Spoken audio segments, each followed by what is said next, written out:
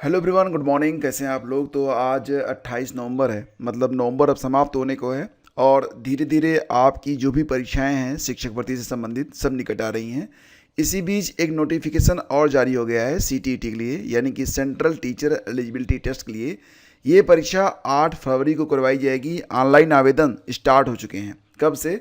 तो गुरुवार से, यानी कि कल से ही इसके लिए ऑनलाइन आवेदन स्टार्ट हो चुके हैं।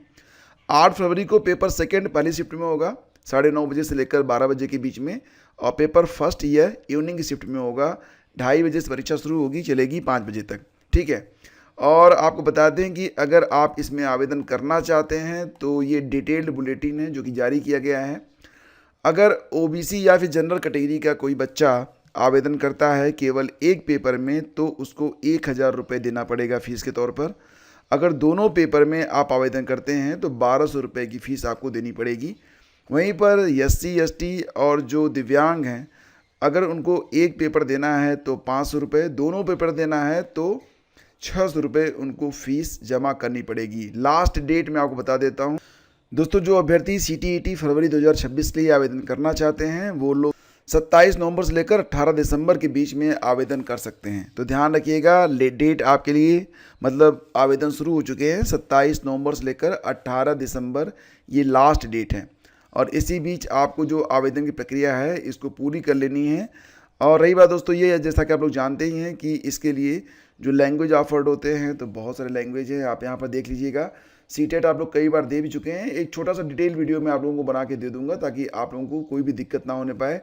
और यहाँ पर पेपर 1 में जो लोग डीएलएड किए हुए हैं या फिर उसके समकक्ष योग्यता धारित करते हैं वो लोग आवेदन कर पाएंगे। और रही बात पेपर 2 के बारे में, तो डीएलएड वाले और बीएड वाले दोनों लोग आवेदन कर सकते हैं। कोई भी यहाँ पर अपर एज लिमिट नहीं होती है, जैसा कि आप लोग जानते ही हैं कि क्योंकि यह एक योग्यता परीक्षा है, पात्रता परीक्षा है, तो यहाँ पर कोई भी अपर एज लिमिट नहीं लगाई जाती है। ठीक है ना। और दोस्तों जैसा कि आप लोग जानते हैं बिहार में फ़िलहाल अब नीतीश कुमार की सरकार बन चुकी है, और अब बिहार में नौकरियों के लिए जो मेला है वो फिर से स्टार्ट होने वाला है। मुख्यमंत्री ने एक्स हैंडल पर लिखा है कि 31 दिसंबर तक जितने भी पद रिक्त हैं उनके बारे में अधियाचन भेज दिया जाए, और जनवरी में 2026 में जितनी भी भर्तियां होनी हैं उनके बारे में एक कैलेंडर जारी किया जाए, और सारी भर्तियां पारदर्शी और स्वच्छ तरीके से करवाई जाएँ। साथ ही साथ ये भी कहा गया है कि जो शिक्षक भर्ती परीक्षाएं होनी हैं तो शिक्षक भर्ती परीक्षाएं जो है वो भी तय समय पर करवाई जाएं। और ऐसे में जो बीपीएससी टीआरई 4 के एस्पिरेंट हैं उनको भी काफ़ी उम्मीद यहाँ पर जग रही है, क्योंकि आपको पता ही है कि जब भी बिहार में कोई बड़ी शिक्षक भर्ती आती है उसमें बहुत बड़ी संख्या में उत्तर प्रदेश के भी जो एस्पिरेंट हैं वहाँ पर शामिल भी होते हैं, और बहुत सारे लोग वहाँ पर अब तक जो 3 चरण में शिक्षक भर्ती हुई है उसमें चयनित भी हो चुके हैं। तो फिलहाल ये खबर जो है आप एक्स पर जाकर देख सकते हैं, और अभी जब कोई किसी परीक्षा के लिए विज्ञप्ति जारी होगी तो उसकी जानकारी आपको यहाँ पर मैं उपलब्ध कराऊंगा। और देखो दोस्तों, कॉलेजों में जो राजकीय महाविद्यालय होते हैं, गवर्नमेंट डिग्री कॉलेज होते हैं, उसमें प्रयोगशाला सहायक और समूह ग ग्रुप सी के 421 पदों पर भर्ती होने वाली है, और ये जो भर्ती है UPSSC के माध्यम से होगी। अभी आपको पता ही होगा कि असिस्टेंट प्रोफेसर के 1250 पदों पर जो भर्ती शुरू होनी थी, जिसके लिए UPPSC ने आवेदन की प्रक्रिया पूरी भी कर ली है। तो असिस्टेंट प्रोफेसर के बाद अब कर्मचारियों के लिए ये भर्ती स्टार्ट हो रही है। ग्रुप सी और प्रयोगशाला सहायक के जो मतलब अभ्यर्थी हैं वो लोग UPSSC के माध्यम से यहाँ पर सेलेक्ट किए जाएंगे। तो कुल मिला के जो प्रयोगशाला सहायक हैं उनके पदों की संख्या 345 रहेगी। 48 पद क्लर्क के हैं। 28 कर्मचारियों की नियुक्ति निदेशालय में की जाएगी।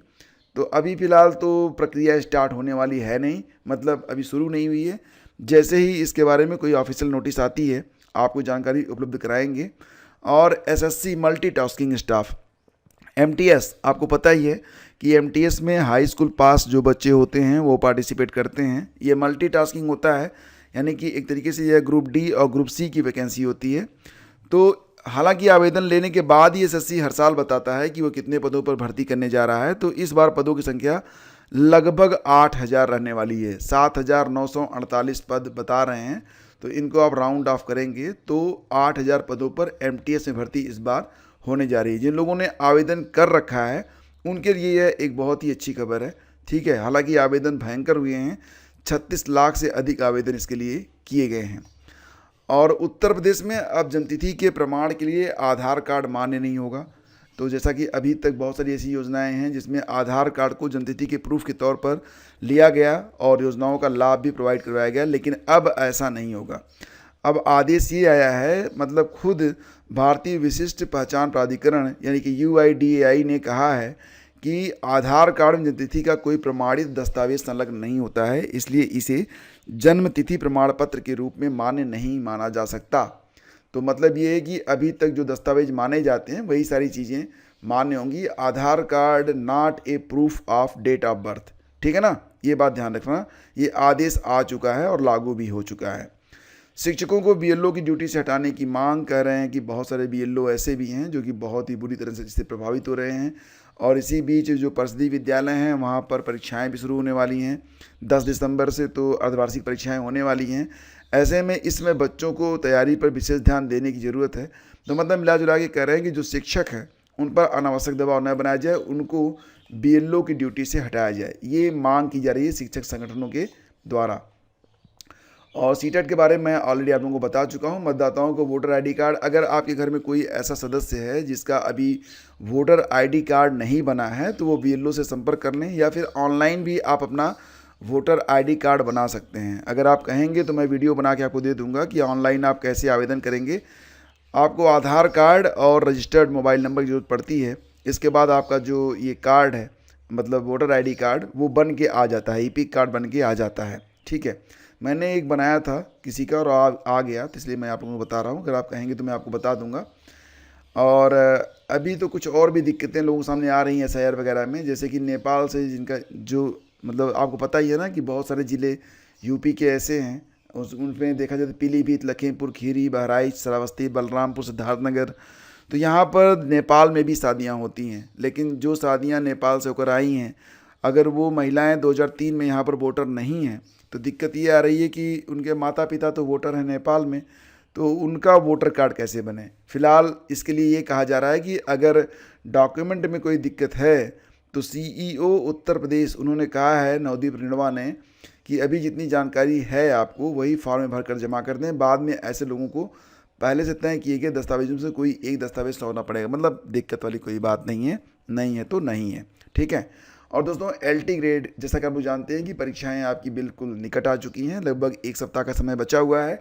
ऐसे में बहुत सारे इंपॉर्टेंट टॉपिक हैं जो कि आपके अगर रह गए हों तो आप डिस्क्रिप्शन चेक कर लेना। डिस्क्रिप्शन में आपको 2 लिंक मिलेंगे। पहले लिंक में आपको सारी थियरी की क्लासेज मिल जाएंगी और दूसरे लिंक में आपको सारे मॉडल पेपर मिल जाएंगे।